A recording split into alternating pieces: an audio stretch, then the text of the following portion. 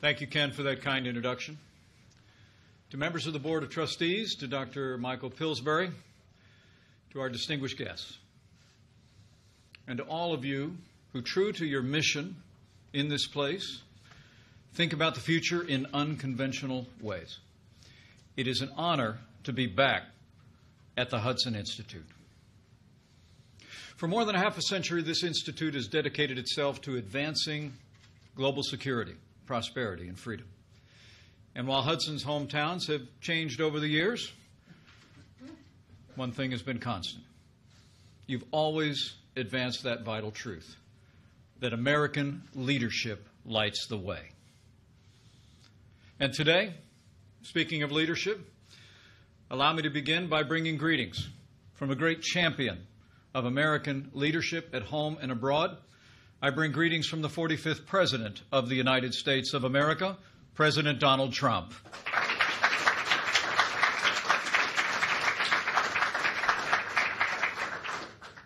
From early in this administration, President Trump has made our relationship with China and President Xi a priority.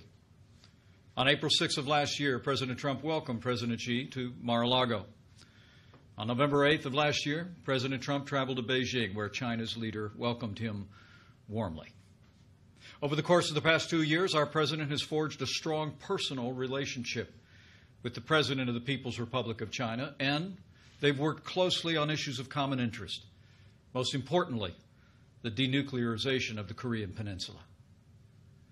But I come before you today because the American people deserve to know that as we speak, Beijing is employing a whole-of-government approach, using political, economic, and military tools as well as propaganda to advance its influence and benefit its interests in the United States. China is also applying this power in more proactive ways than ever before to exert influence and interfere in the domestic policy and politics of this country. Under President Trump's leadership, the United States has taken decisive action to respond to China with American action, applying the principles and the policies long advocated in these halls. In our national security strategy that the President released last December, he described a new era of great power competition. Foreign nations have begun to, as we wrote, reassert their influence regionally and globally.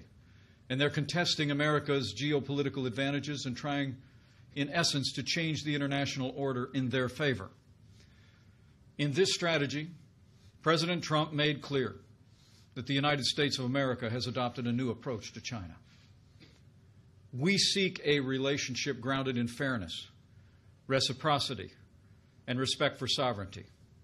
And we have taken strong and swift action to achieve that goal. As the President said last year on his visit to China, in his words, we have an opportunity to strengthen the relationship between our two countries and improve the lives of our citizens.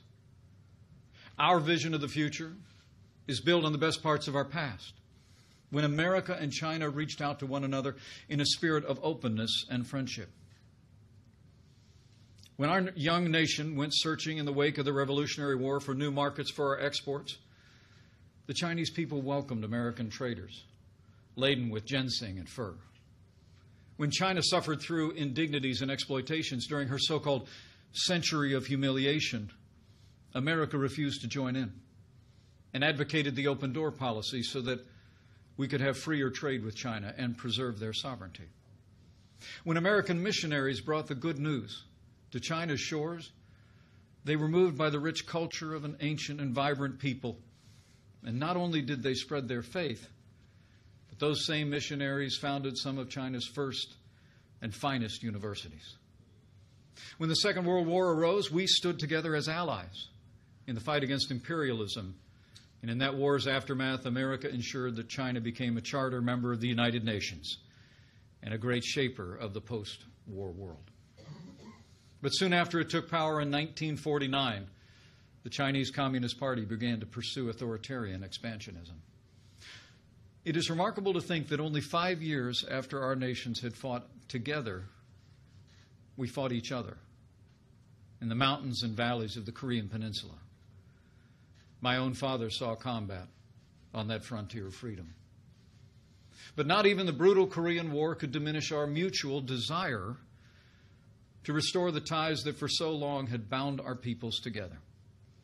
China's estrangement from the United States ended in 1972, and soon after we reestablished diplomatic relations. We began to open our economies to one another, and American universities began training a new generation of Chinese engineers, business leaders, scholars, and officials.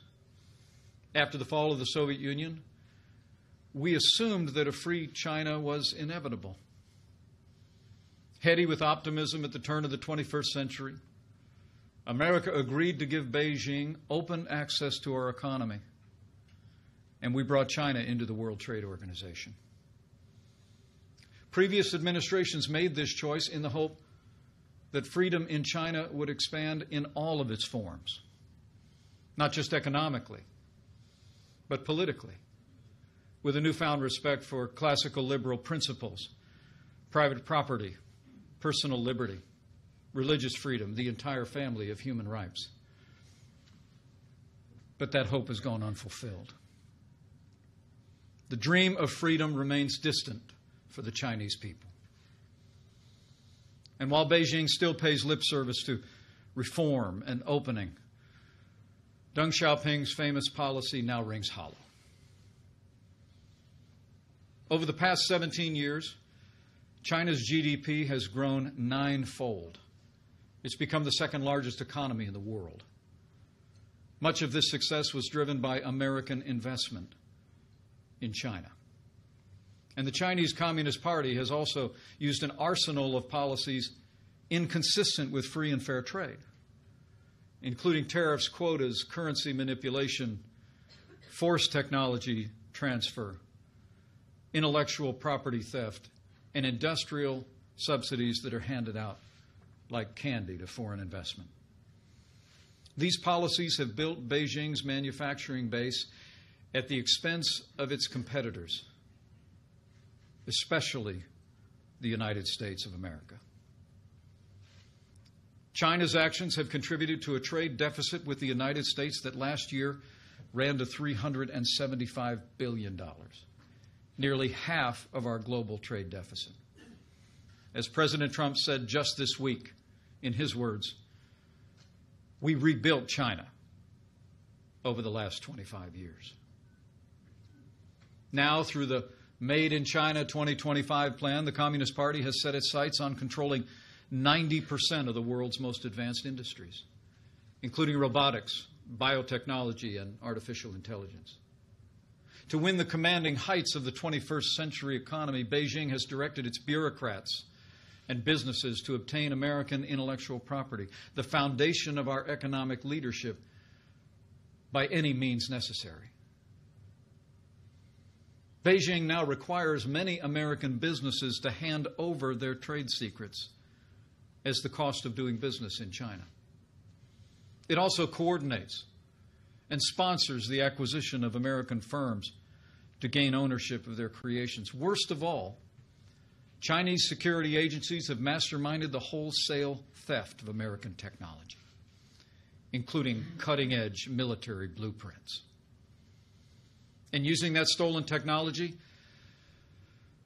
the Chinese Communist Party is turning plowshares into swords on a massive scale. China now spends as much on its military as the rest of Asia combined. And Beijing has prioritized capabilities to erode America's military advantages on land, at sea, in the air, and in space. China wants nothing less than to push the United States of America from the Western Pacific and attempt to prevent us from coming to the aid of our allies. But they will fail. Beijing is also using its power like never before. Chinese ships routinely patrol around the Senkaku Islands, which are administered by Japan. And while China's leader stood in the Rose Garden at the White House in 2015 and said that his country had, and I quote, no intention to militarize the South China Sea. Today, Beijing has deployed advanced anti-ship and anti-air missiles atop an archipelago of military bases constructed on artificial islands. China's aggression was on display this week when a Chinese naval vessel came within 45 yards of the USS Decatur as it conducted freedom of navigation operations in the South China Sea, forcing our ship to quickly maneuver to avoid collision. Despite such reckless harassment, the United States Navy will continue to fly, sail, and operate wherever international law allows and our national interests demand. We will not be intimidated, and we will not stand down.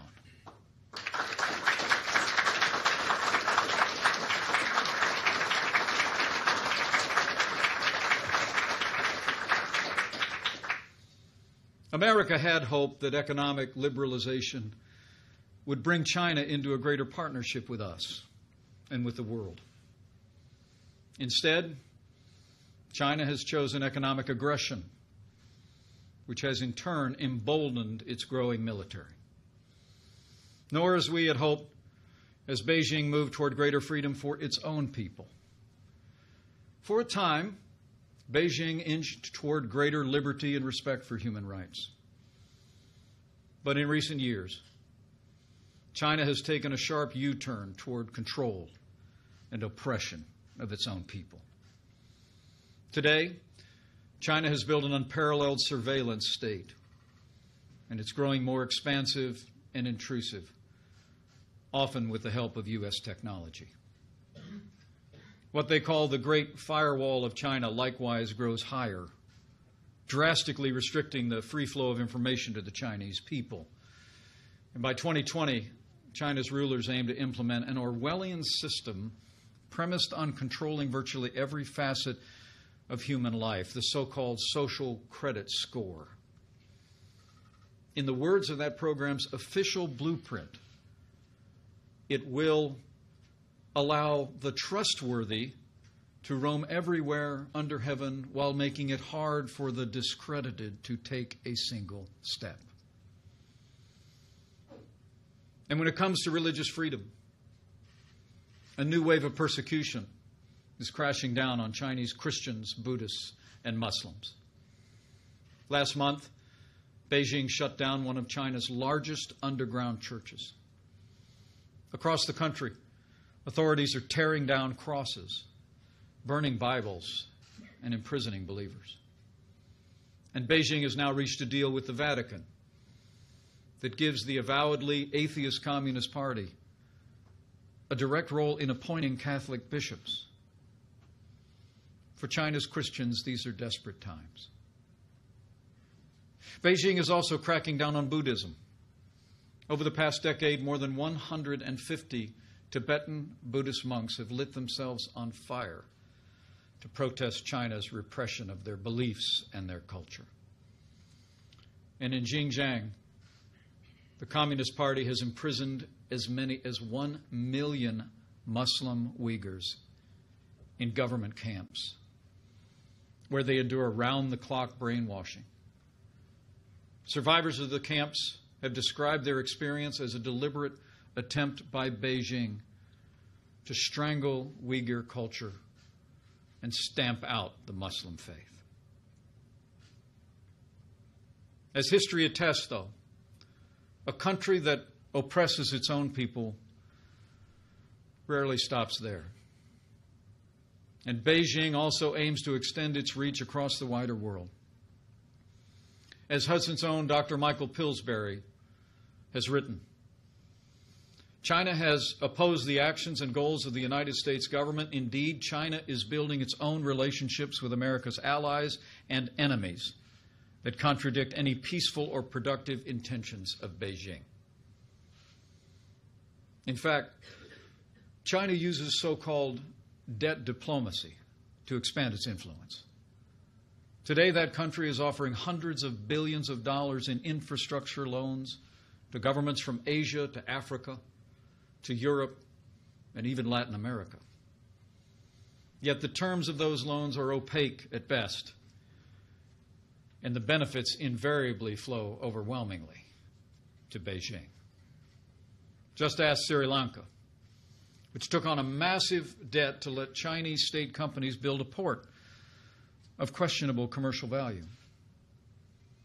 2 years ago, that country could no longer afford its payments, so Beijing pressured Sri Lanka to deliver the new port directly into Chinese hands.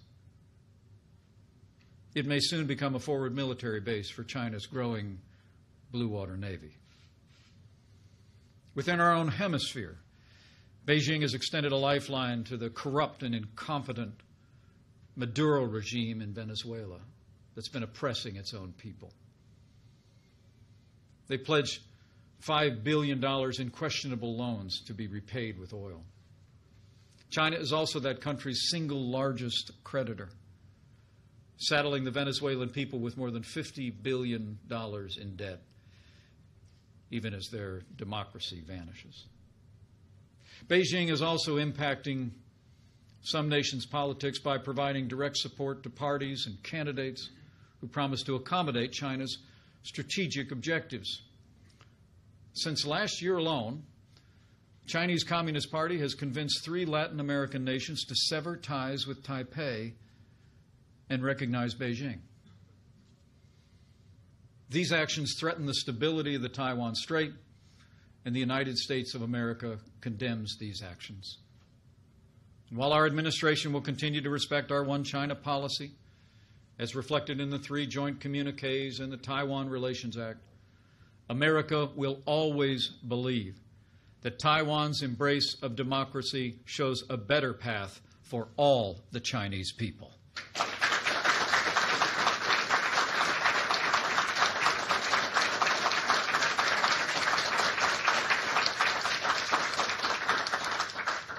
Now, these are only a few of the ways that China has sought to advance its strategic interests across the world with growing intensity and sophistication. Yet previous administrations all but ignored China's actions, and in many cases, they abetted them. But those days are over. Under President Trump's leadership, the United States of America has been defending our interests with renewed American strength. We've been making the strongest military in the history of the world stronger still.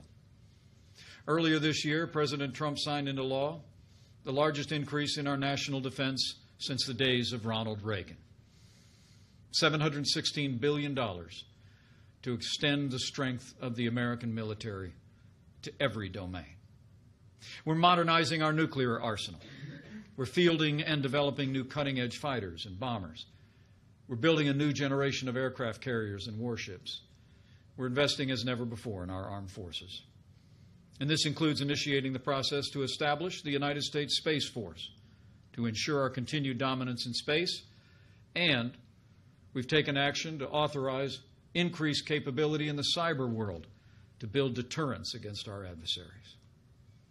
At President Trump's direction, we're also implementing tariffs on $250 billion in Chinese goods, with the highest tariffs specifically targeting the advanced industries that Beijing is trying to capture and control. And as the President has also made clear, we will levy even more tariffs with the possibility of substantially more than doubling that number unless a fair and reciprocal trade deal is made.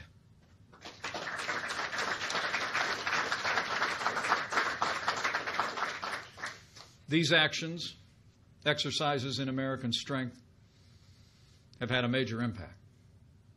China's largest stock exchange fell by 25% in the first 9 months of this year, in large part because our administration has been standing strong against Beijing's trade practices. As President Trump has made clear, we don't want China's markets to suffer. In fact, we want them to thrive. But the United States wants Beijing to pursue trade policies that are free, fair, and reciprocal, and we will continue to stand and demand that they do.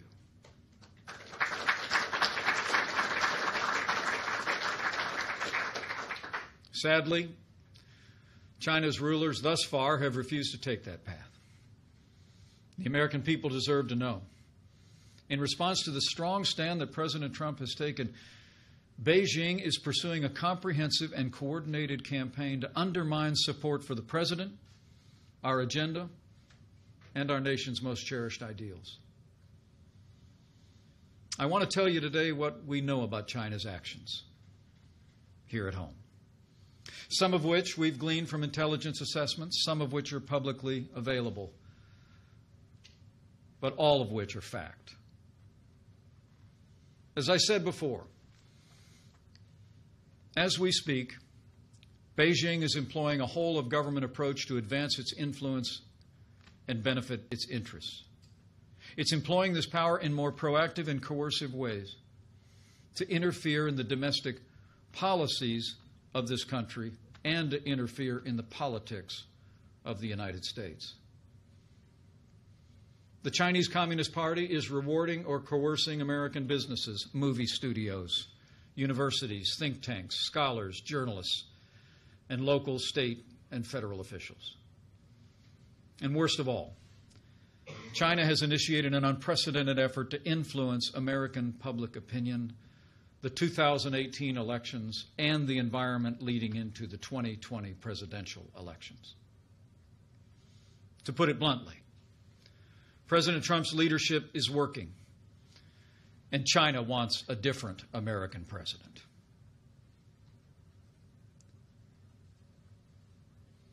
There can be no doubt. China is meddling in America's democracy. As President Trump said just last week, we have, in his words, found that China has been attempting to interfere in our upcoming midterm elections. Our intelligence community says that China is targeting U.S. state and local governments and officials to exploit any divisions between federal and local levels on policy. It's using wedge issues like trade tariffs to advance Beijing's political influence. In June, Beijing itself circulated a sensitive document entitled Propaganda and Censorship Notice. It laid out its strategy. It stated that China must, in their words, quote, strike accurately and carefully, splitting apart different domestic groups in the United States of America. To that end, Beijing has mobilized covert actors, front groups, and propaganda outlets to shift Americans' perception of Chinese policy. As a senior career member of our intelligence community told me just this week, what the Russians are doing pales in comparison to what China is doing across this country. And the American people deserve to know it. Senior Chinese officials have also tried to influence business leaders to encourage them to condemn our trade actions, leveraging their desire to maintain their operations in China. In one recent example, China threatened to deny a business license for a major U.S. corporation if they refused to speak out against our administration's policies. And when it comes to influencing the midterms, you need only look at Beijing's tariffs in response to ours. The tariffs imposed by China to date specifically targeted industries and states that would play an important role in the 2018 elections. By one estimate, more than 80% of U.S. counties targeted by China voted for President Trump and I in 2016. Now China wants to turn these voters against our administration. And China is also directly appealing to American voters. Last week, the Chinese government paid to have a multi-page supplement inserted into the Des Moines Register, the paper of record of the home state of our ambassador to China, and a pivotal state in 2018 and 2020. The supplement, designed to look like the news articles, cast our trade policies as reckless and harmful to Iowans. Fortunately, Americans aren't buying it. For example, American farmers are standing with this president and seeing real results from the strong stance that he's taken, including this week's U.S.-Mexico-Canada agreement, where we've substantially opened North American markets to U.S. products. The USMCA is a great win for American farmers and American manufacturers.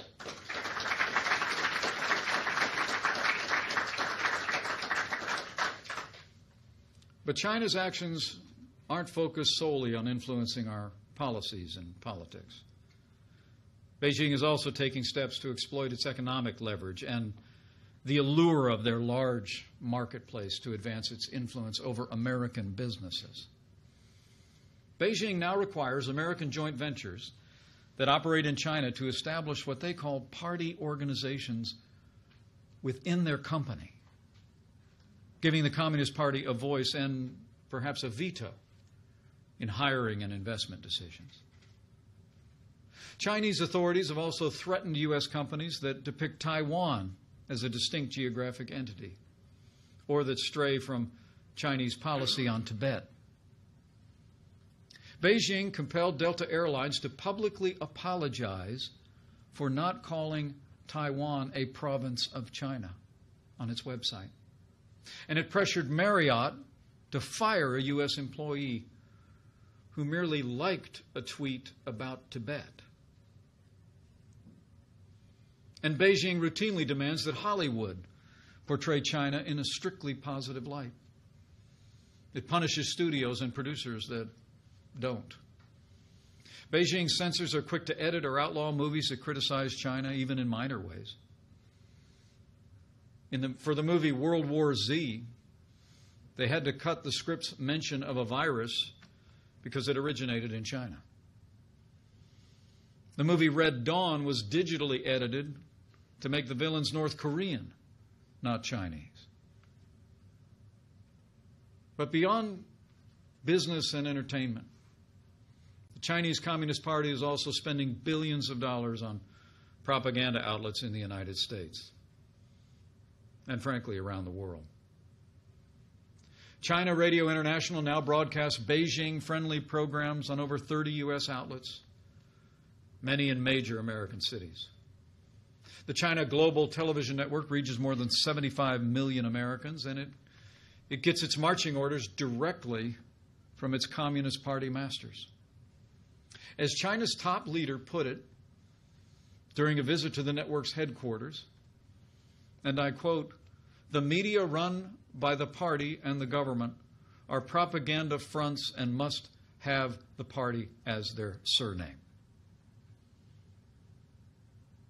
It's for those reasons and that reality that last month the Department of Justice ordered that network to register as a foreign agent.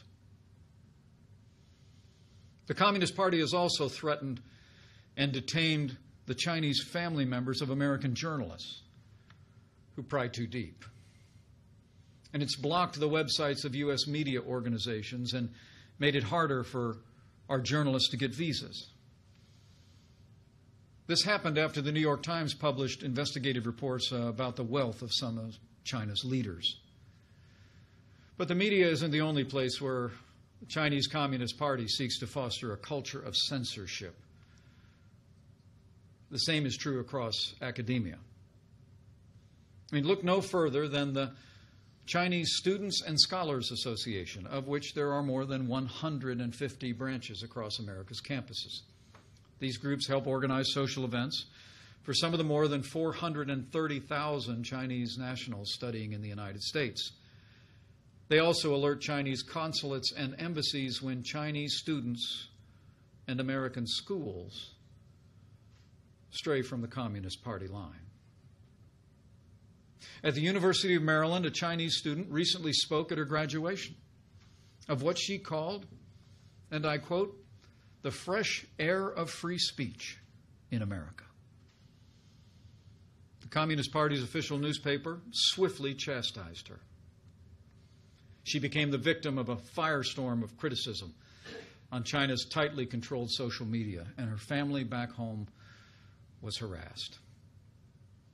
As for the university itself, its exchange program with China, one of the nation's most extensive, suddenly turned from a flood to a trickle. China exerts academic pressure in other ways as well. Beijing provides generous funding to universities, think tanks, and scholars, with the understanding that they will avoid ideas that the Communist Party finds dangerous or offensive. China experts in particular know that their visas will be delayed or denied if their research contradicts Beijing's talking points.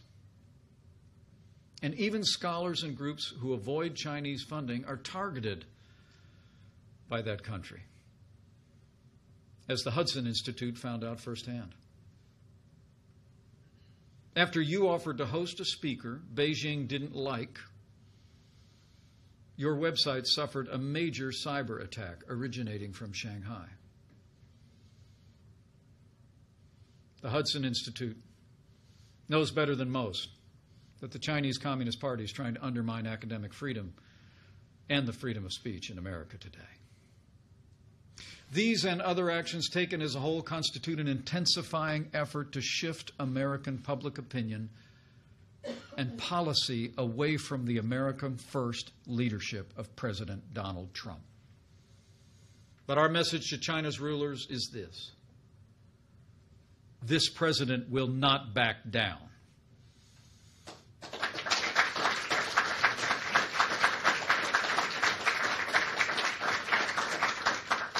The American people will not be swayed, and we will continue to stand strong for our security and our economy,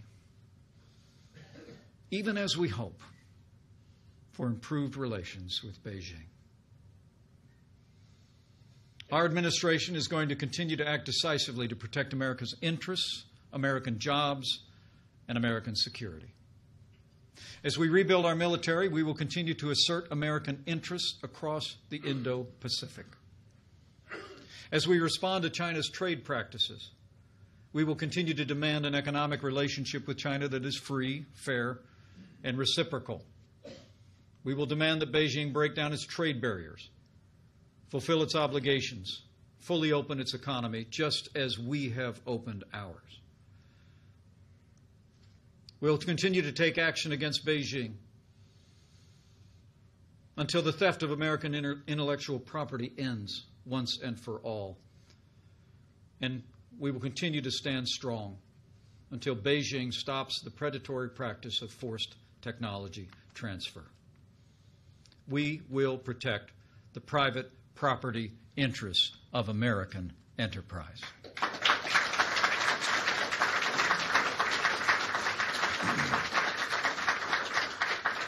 And to advance our vision of a free and open Indo-Pacific, we're building new and stronger bonds with nations that share our values across the region. From India to Samoa, our relationships will flow from a spirit of respect, built on partnership, not domination.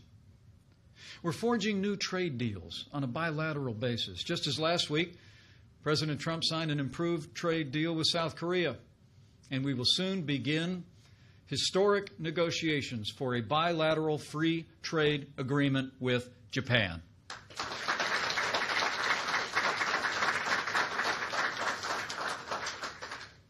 I'm also pleased to report that we're streamlining international development and finance programs. We'll be giving foreign nations a just and transparent alternative to China's debt trap diplomacy. In fact, this week, President Trump will sign the BUILD Act into law. Next month, it'll be my privilege to represent the United States in Singapore and Papua New Guinea at ASEAN and APEC.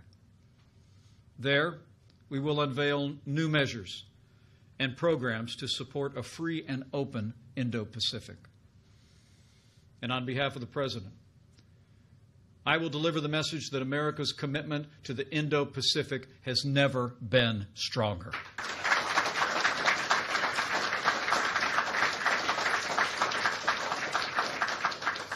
Closer to home, to protect our interests, we recently strengthened CFIUS, the Committee on Foreign Investment, heightening our scrutiny of Chinese investment in America to protect our national security from Beijing's predatory actions. When it comes to Beijing's malign influence and interference in American politics and policy, we will continue to expose it, no matter the form it takes. We will work with leaders at every level of society to defend our national interests and our most cherished ideals. The American people will play the decisive role. In fact, they already are. As we gather here, a new consensus on China is rising across America. More business leaders are thinking beyond the next quarter and thinking twice before diving in to the Chinese market if it means turning over their intellectual property or abetting Beijing's oppression. But more must follow suit. For example, Google should immediately end development of the Dragonfly app that will strengthen the Communist Party's censorship and compromise the privacy of Chinese customers.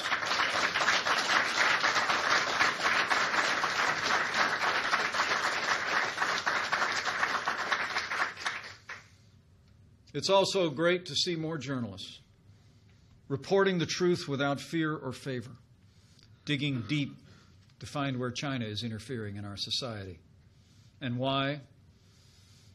And we hope that American and global news organizations will continue to join this effort on an increasing basis. More scholars are also speaking out forcefully and defending academic freedom, and more universities and think tanks are mustering the courage to turn away Beijing's easy money, recognizing that every dollar comes with a corresponding demand. And we're confident that their ranks will grow. And across the nation, the American people are growing in vigilance, with a newfound appreciation for our administration's actions and the President's leadership to reset America's economic and strategic relationship with China. Americans stand strong behind a president that's putting America first. And under President Trump's leadership, I can assure you, America will stay the course. China should know that the American people and their elected officials in both parties are resolved. As our national security strategy states, we should remember that competition does not always mean hostility, nor does it have to. The President's made clear we want a constructive relationship with Beijing, where our prosperity and security grow together, not apart. While Beijing has been moving further away from this vision, China's rulers can still change course and return to the spirit of reform and opening that characterize the beginning of this relationship decades ago. The American people want nothing more, and the Chinese people deserve nothing less. The great Chinese storyteller, Lu Xun, often lamented that his country, and he wrote, has either looked down at foreigners as brutes or up to them as saints, but never as equals. Today, America is reaching out our hand to China. And we hope that soon Beijing will reach back with deeds, not words, and with renewed respect for America. But be assured, we will not relent until our relationship with China is grounded in fairness, reciprocity, and respect for our sovereignty.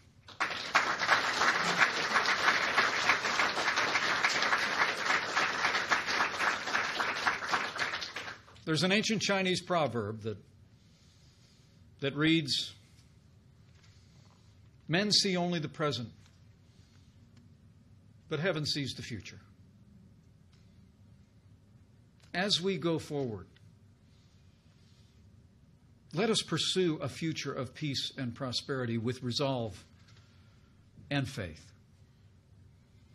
Faith in President Trump's leadership and vision, and the relationship that he has forged with China's president. Faith in the enduring friendship between the American people and the Chinese people. And faith that heaven sees the future. And by God's grace, America and China will meet that future together. Thank you. God bless you. And God bless the United States of America.